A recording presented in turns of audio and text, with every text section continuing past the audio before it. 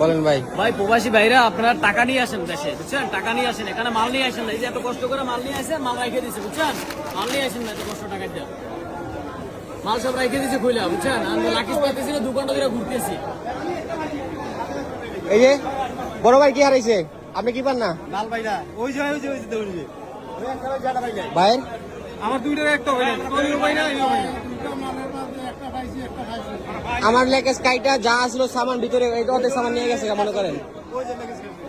এই যে এটা আমার নিজের টাকা, এটা আমার নিজের লাগেজ। আমার কাইটা সামানটা আমার নিয়ে গেছে গা। প্রত্যেকটা মানুষ এরকম হয়নি, প্রত্যেকটা মানুষ, একটা মানুষ নেই, দেখেন না কতগুলো মানুষ ব্যাগ হারাইলে একজন হারাইবো, প্রত্যেকটা মানুষের ব্যাগ হারাইছে দেখেন। অধিকাংশ মানুষের লাগেজ খুলছে। এই সম্ভব কোনোভাবে? এই বাংলাদেশ এয়ারপোর্টের এই অবস্থা, উন্নতি নাকি করছে সরকার? এই উন্নতি করছে এগুলা